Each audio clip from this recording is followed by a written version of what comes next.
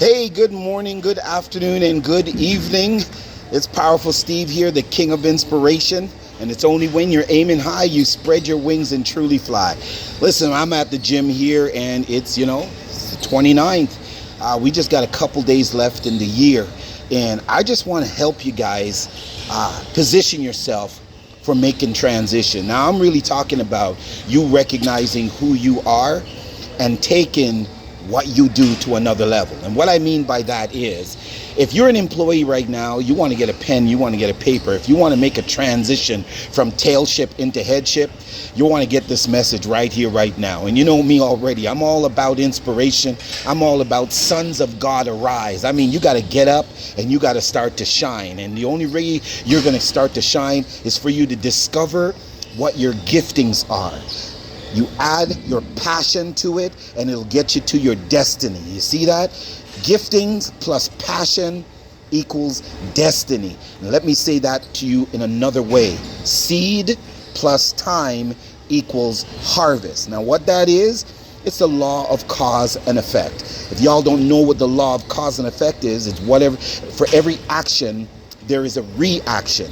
And so many people, they spend time complaining about the effects in their life, not realizing that it is the cause that got you to the effect. So stop complaining about the effect. Stop complaining about the situations in your life you don't like, and change the cause. Because if you change the cause, you're going to get a different effect. It is the law, guys. It is etched in the universe. Okay? So now that you know that for every action, there is a reaction. You want to transition from being an employee into having your own business. It starts with thinking. The fundamental principle of the Constitution says, as a man thinks in his heart, so is he. So that means you need to think of an idea. All right? IDEA, idea. Think of an idea. And now that you got the idea, you got to what? You got to write the vision and make it plain. Plain and simple. What is that called? It's called a business plan. Because when you have a business plan and you have it all broken down into all the intricacies of a business plan, if you're interested, by the way, you can call me on that too for the business plan. Then you now have a working model that somebody else sees it and somebody's willing to invest, whether it be the bank, whether it be private, whether it be somebody in your family. They saw that you took the time to put something together that's going to transition you from an employee into a business owner. There's somebody in your life that's a destiny helper that's willing to help you. Does that make sense? All right, let me break it down another way, guys. I'm going to give you 8 steps right now. 8 steps. So write that down on the piece of paper in front of you. 1, 2, 3, 4, 5, 6, 7, 8. All right, the key thing here is let me use the seasons: winter, spring, summer, and fall. And let me use a farmer, okay? So you understand simple. If a farmer gets up in fall and starts cultivating his field and plant seeds, by the time anything starts to happen, guess what? It's not going to come to anything. Why? Because winter is coming, Jon Snow. Winter is around the corner, and that means all that labor he did, it's not going to come to anything, come to naught. Why? Because it was the wrong season. It's very important that you know the season and you know the time. So the right time for a farmer, is spring. So during that winter season, he's doing his thinking. He's doing his planning to figure out, am I going to plant corn again? Am I going to do wheat? Am I going to do pumpkin or barley? He's trying to figure things out in the winter time, that when spring comes around, he springs into action. The first thing a farmer does is he gets up early in the morning. He gets up before the sun, because he doesn't want to be out on this field in the peak of the sun. So he's getting up 4 o'clock in the morning. And what does he do? He is harnessing his tools. He's preparing to do the plowing. So he needs what? He needs the plow, he needs the yoke, and he needs 2 ox, okay? He yokes the ox together, then he gets the plow, and he begins to plow the field. He's removing all the trash from the crop from last season. You got to get all that stuff out of there.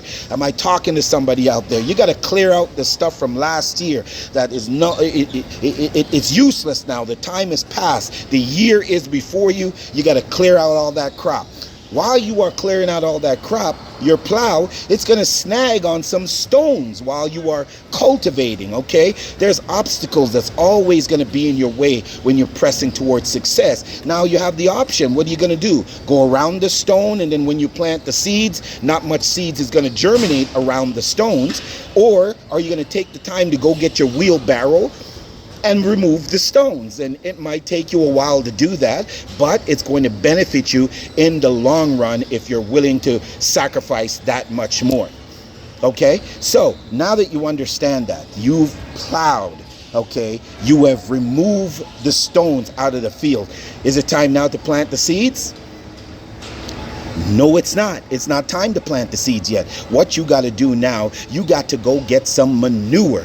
Yup. If I'm going to use that word S-H-I-T, yeah, there's a whole lot of shit in your life at times. And if you learn to work with it, you can turn your shit into manure. Okay? All right. For those are politically correct out there, oh, Pastor Steve just said the word shit. Yeah, I said the word shit. It's for a reason. All right? You got to learn to turn it into manure. That means it will benefit. That means it will benefit you. All right. So now that you've taken the time, it was a stinky job, wasn't it? You've mixed the soil in with the manure so you can get a voluptuous harvest.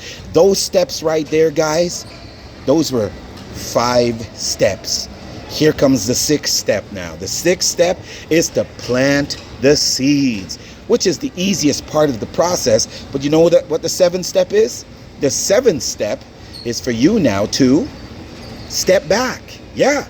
The 7th step is for you to step back because you've done the work. Now you got to allow God to do his part. He's going to cause the sun to shine. He's going to cause the rain to fall on your crop and get you a voluptuous harvest. Now that the 7th step is finished, that is the summer season, guess what? The fall season, you got to get up off your good intentions and you got to get back to that field and bring in your harvest. That's the 8th step, guys, and that is the cycle right there of success. If you can apply those steps to your life, the sky's the limit. Number 1, know the time and season. Get up early in the morning. Number 2, harness your tools. Get that business plan going. Number 3, start plowing your field. Number 4, remove the stones. Number 5, get the manure in the soil. Number 6, plant your seed. Number 7, step back. That's the day of rest. Let God do his thing. And number 8, get back to your field and reap your harvest. I'm Powerful Steve, the king of inspiration. And remember, aim high, spread wings, fly.